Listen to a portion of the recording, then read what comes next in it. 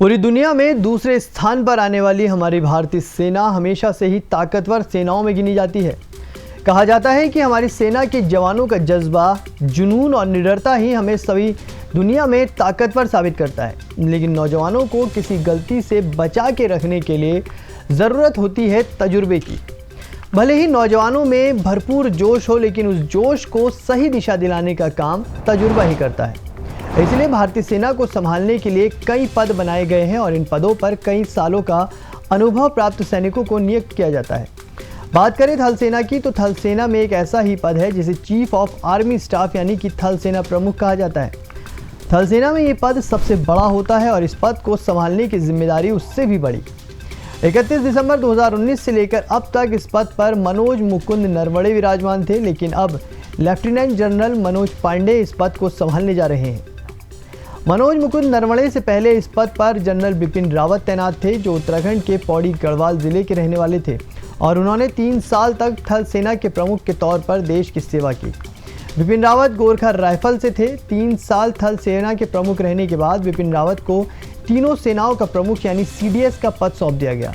वो लगभग 2 साल तक इस पद पर रहे, लेकिन एक हादसे ने देश का पहला CDS हमसे छीन लिया, जिसके बाद अब मनोज मुकुंद नरवणे को CDS का पद सौंपा जा सकता है, क्योंकि MM नरवणे 30 अप्रैल को थल सेना प्रमुख के पद से रिटायर हो रहे हैं और इसी के चलते ही मनोज पांडे को नया थल सेना का प्रमुख नियुक्त किया गया है।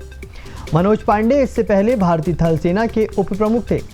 मनोज पांडे ने 1 फरवरी 2022 को थल सेना के उप प्रमुख का कार्यभार संभाला था और 18 अप्रैल 2022 को उन्होंने थल सेना के प्रमुख के तौर पर नियुक्त किया गया।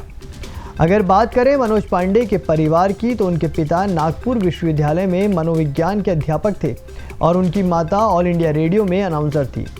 लेकिन उनकी ना ही मनोविज्ञान में रुचि थी और ना ही किसी अन्य क्षेत्र में। उनका लक्ष्य तो केवल भारतीय सेना में अपना योगदान देना था। वो अपनी जन्मभूमि के लिए कुछ करना चाहते थे। इसी वजह से उन्होंने अपनी स्कूलिंग खत्म करने के बाद NDA ज्वाइन किया, जहां से उन्होंने देश सेवा का ज्ञान तो लिया ही, साथ ही बैचलर ऑफ साइंस की डिग्री भी प्राप्त की। NDA के बाद वो इंडियन मिलिट्री एकेडमी में शामिल हुए, जहां उन्हें अधिकारी नियुक्त किया गया। इसके बाद वो पुणे के मिलिट्री इंजीनियरिंग के कॉलेज में गए, जहां से उन्होंने बैचलर ऑफ टेक्नोलॉजी की डिग्री ली। इसके बाद 1982 में मनोज पांडे भारतीय सेना में शामिल हो गए और तब से ही भारत की रक्षा में अपना अहम योगदान देते आए हैं। पिछले 40 साल से वे भारतीय सेना का हिस्सा हैं और अब वो 30 अप्रैल से सेना के प्रमुख बनने जा रहे हैं, जो उनके लिए बहुत ही गर्व की बात है। उनके इस 40 साल के अनुभव से कई जवान सैनिकों को प्रेरणा मिलेगी।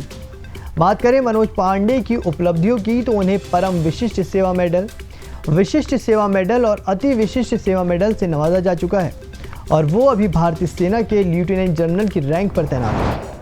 तो हम भी पूरी JJN न्यूज़ की टीम की तरफ से लेफ्टिनेंट जनरल मनोज पांडे को देश की थल सेना का प्रमुख बनने पर बधाई देते हैं और ये भी आशा करते हैं कि हमारे देश की सेना उनके मार्गदर्शन में नए आयाम हासिल करेगी। और इसी तरह की खास खबरें देखने के लिए आप हमारे साथ बने रहिए और हमारे JJN न्यूज़ को सब्सक्राइब ज़रूर करें। नमस्कार।